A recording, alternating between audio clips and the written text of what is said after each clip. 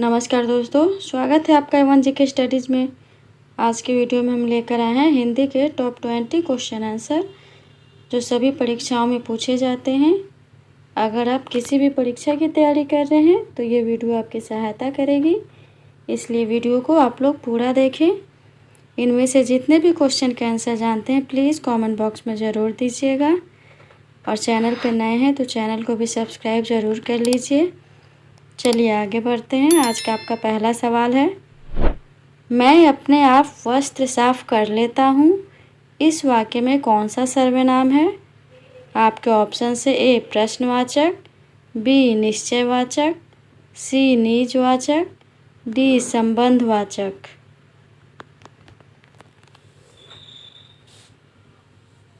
जवाब दीजिए। सही जवाब है ऑप्शन सी निजवाचक सर्वनाम।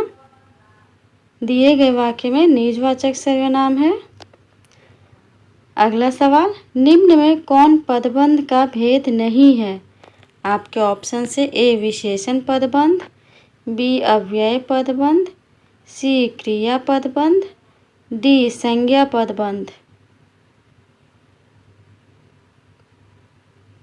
बताइए कौन पदबंध का भेद नहीं है? सही जवाब ऑप्शन बी अव्यय पदबंध। संज्ञा विशेषण क्रिया और क्रिया विशेषण पदबंध के भेद होते हैं। अगला सवाल, सुषुप्ति का विलोम शब्द क्या है? सुषुप्ति का विलोम शब्द क्या है? आपके ऑप्शन से ए निषेध, बी सुमति, सी समष्टि, डी जागृति।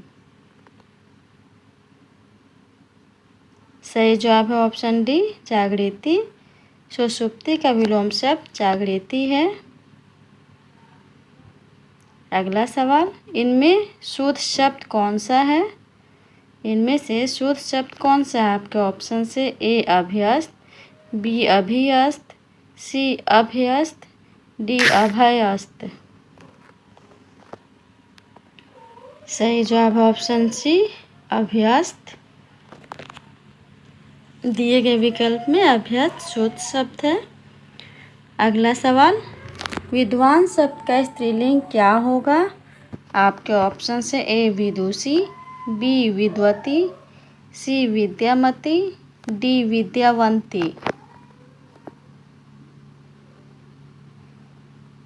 सही जवाब है ऑप्शन ए विदुषी। विद्वान का स्त्रीलिंग विदुषी है।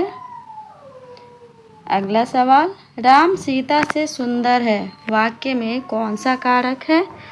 आपके ऑप्शन से ए करण, बी आपादान, सी संप्रदान, डी संबंध। सही जवाब है ऑप्शन बी आपादान। जब वाक्य में से विभक्ति का प्रयोग किसी वस्तु के अलगाव या तुलना के अर्थ में हो तो वहाँ अपादान कारक होता है। अगला सवाल, काले तिल चबाना मुहावरे का अर्थ क्या है? आपके ऑप्शन से ए पराधीन होना, बी जलावतन करना, सी गुस्सा करना, डी दीर्घायु होना।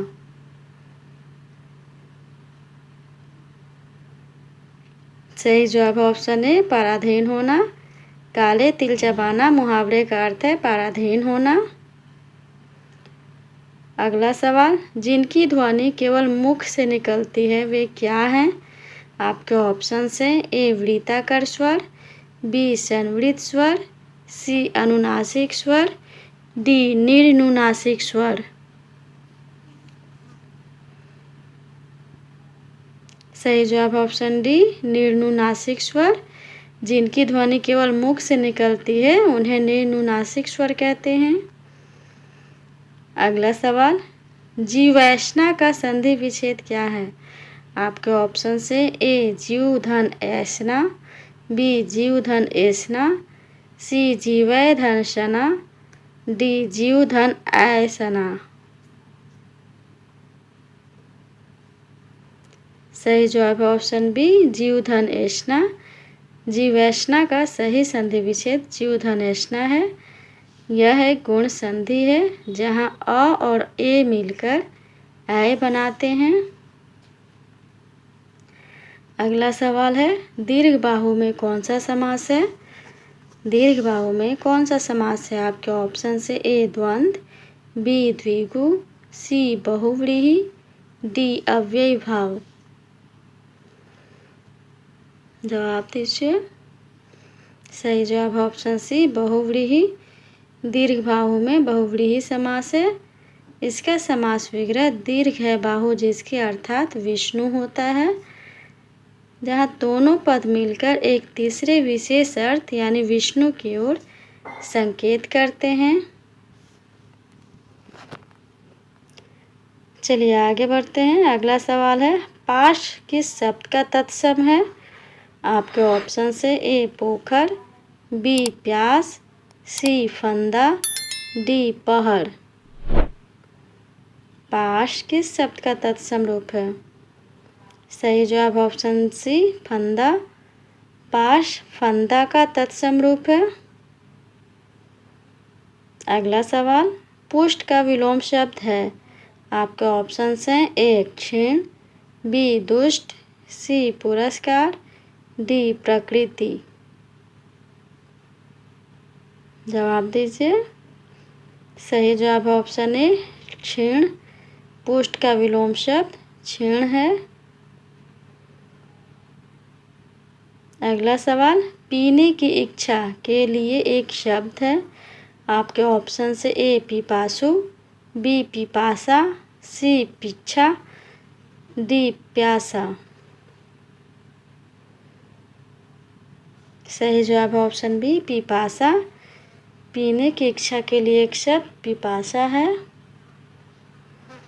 अगला सवाल, हिंदी में कुल कितने सर्वनाम हैं? आपके ऑप्शन से ए 9, बी 10, सी 11, डी 12। सही जवाब ऑप्शन सी 11। हिंदी में कुल 11 मूल सर्वनाम हैं। मैं, तू, आप, यह, वह, जो, सो, कोई, कुछ, कौन और क्या। अगला सवाल, हिंदी के किस रचनाकार को प्रथम सरस्वती सम्मान मिला? आपके ऑप्शन से ए रामधारी सिंह दिनकर, बी महादेवी वर्मा, सी हरिवंश राय बच्चन, डी अज्ञेय। बताइए किस रचनाकार को प्रथम सरस्वती सम्मान मिला? सही जवाब ऑप्शन सी हरिवंश राय बच्चन। हिंदी साहित्यकार हरिवंश राय बच्चन को उनकी 4 खंडों वाली आत्मकथा क्या भूलूं क्या याद करूं, बसेरे से दूर, नीड़ का निर्माण फिर और 10 द्वार से सोपान तक के लिए पहला सरस्वती सम्मान मिला था। अगला सवाल है, रोला छंद में कितनी मात्राएं होती हैं? रोला छंद में कितनी मात्राएं होती हैं? आपके ऑप्शन से ए 28, बी 16, सी 26, डी 24। सही जवाब ऑप्शन डी 24। रोला छंद में प्रत्येक चरण में कुल 24 मात्राएं होती हैं, जिनमें पहले और तीसरे चरण में 11-11 मात्राएं और दूसरे एवं चौथे चरण में 13-13 मात्राएं होती हैं। यह एक सममात्रिक छंद है। अगला सवाल, जो भाव मन में केवल अल्प काल तक संचरण करके चले जाते हैं उन्हें क्या कहते हैं? आपके ऑप्शन से ए संचारी भाव, बी अनुभाव, सी अस्थायी भाव, डी विभाव। जवाब दीजिए। सही जवाब ऑप्शन ए संचारी भाव। जो भाव मन में केवल अल्प काल के लिए आते जाते रहते हैं उन्हें संचारी भाव या व्यभिचारी भाव कहते हैं। अगला सवाल, अघोष वर्ण कौन सा है? आपके ऑप्शन से ए अ, बी ज, सी ह, डी स। जवाब दीजिए। सही जवाब ऑप्शन डी स।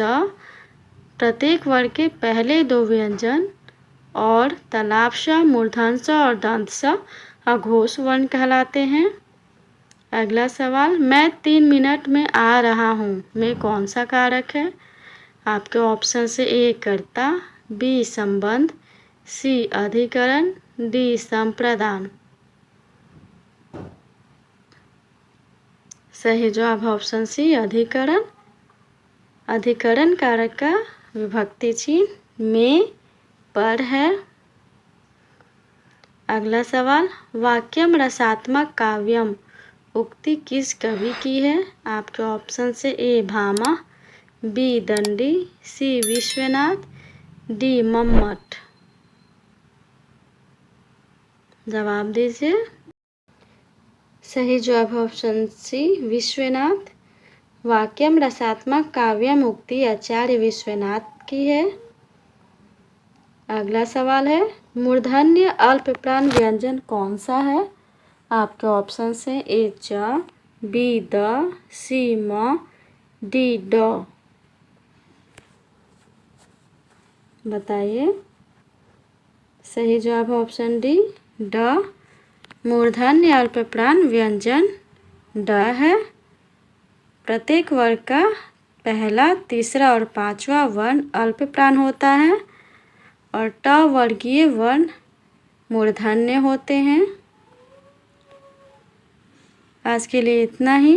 अगर वीडियो अच्छा लगा हो तो प्लीज़ वीडियो को लाइक और शेयर ज़रूर कर दीजिए और चैनल पे नए हैं तो चैनल को भी सब्सक्राइब ज़रूर कर लीजिए। धन्यवाद।